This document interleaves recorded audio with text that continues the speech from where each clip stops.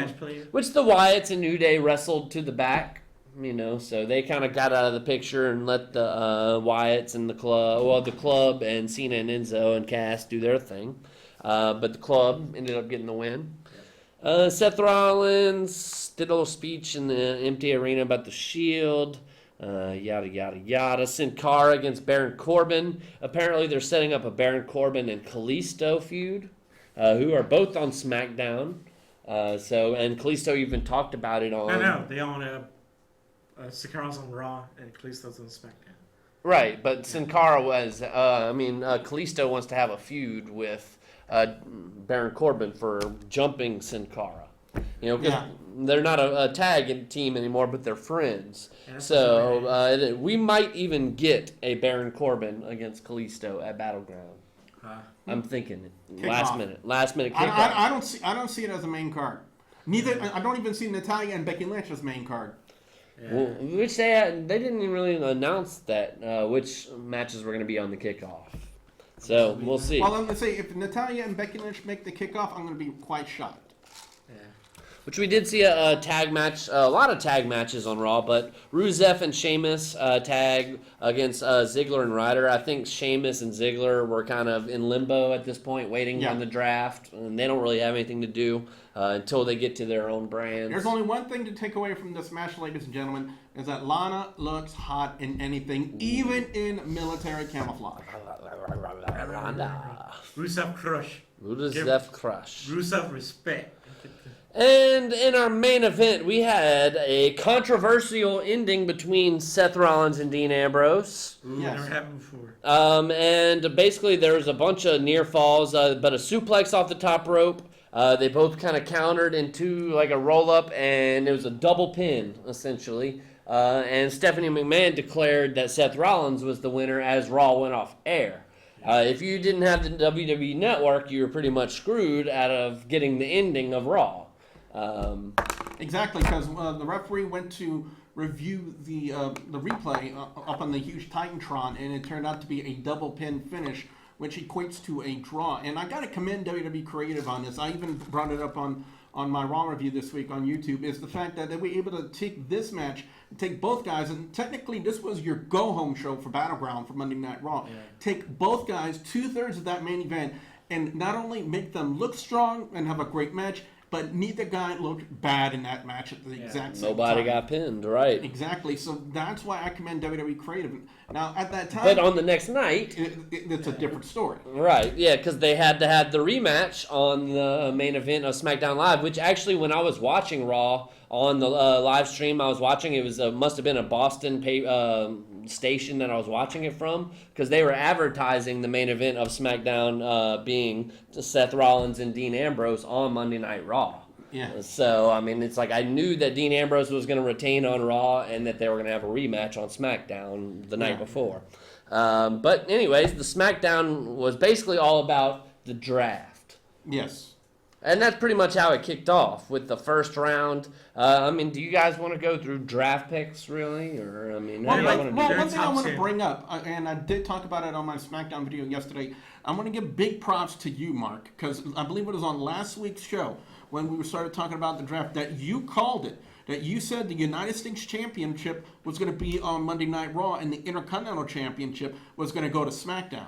So props to you for that one, man. Yeah.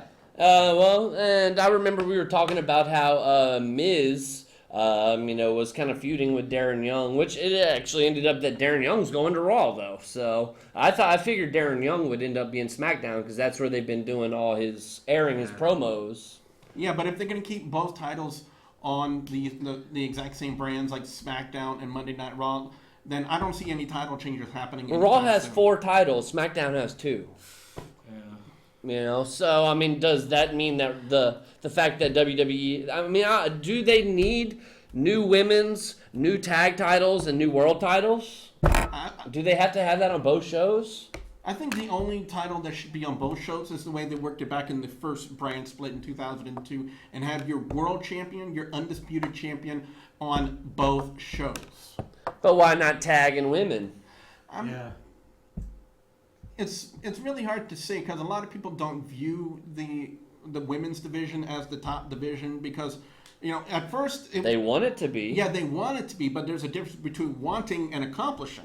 And right now, they're not exactly accomplishing that fact of women being one of the. Now, I'm not saying this to be like a meninist or anything like that. This is purely opinion. Which, Okay? get this, Billy, I have a prediction. Within the next year, you will have a Raw pay-per-view being headlined by a Divas match or a women's match. It will be If the main NXT event. can do it, It happened before. yeah, if NXT can pull it off with Bayley and Sasha Banks for NXT Brooklyn, You will why see can't a they do women's it here? match in a main event of a pay-per-view on Raw within the next year. My only objection to that been is, a while. and the only contradiction that could be to that one, is the fact that Vince McMahon thinks with his head, and I'm not talking about the one on his shoulders either. You're right. You're right. But the first pick of the draft, as we mentioned, was Seth Rollins on Monday Night Raw. Dean Ambrose went to SmackDown after that. Raw made a pretty big decision going with Charlotte with their second pick. And then afterwards, we saw AJ Styles go in the second pick to SmackDown. And then after which, we saw Finn Balor, the NXT former champion, go to Monday Night Raw. I think Finn Balor is going to be a star. Yeah, he was a star in the making. Next. But then again, the same could be said seen- about Adrian Neville when he was in NXT, and now look what they're doing with him. I mean, I think it's different between the two because I think Neville has much more in-ring talent than Finn Balor does. Ultimately, I think Finn's merch will sell. The Demon merch. The Demon merch is going to sell, like the action figures, the T-shirts. Kids are going to love them. Women are going to love them. Men are going to love them. But the one fantasy match people have been wanting to see will not happen. The Demon Finn Balor versus the Demon Kane. I want to see it happen yet, but they're on different brands. Exactly. Maybe they might do like a bragging rights, maybe a Raw versus SmackDown kind of pay-per-view again. Does Finn Balor go right in the world title picture now that he is on Monday Night Raw? That's a good question. It really is. I think it's a matter of perspective and how they exactly use him in the storyline. If they're going to build him off of the momentum that he's had in NXT, then I think a lot of fans out there would not object to the fact. I mean, consider the pop that he received or WWE received when they announced Finn Balor going to Monday Night Raw. It was a huge ovation. Surely. For Finn Balor. Finn Balor is incredibly over, and I think WWE should capitalize on that. Should capitalize on the popularity of Finn Balor. Capitalize on the talent that is Finn Balor. Because right now, Finn Balor and the Demon are very, very marketable in WWE, and that's one thing WWE looks for in their superstars is how marketable one person can be, and Finn Balor is incredibly marketable. Next question, do we see Finn Balor in the club with Gallows and Anderson?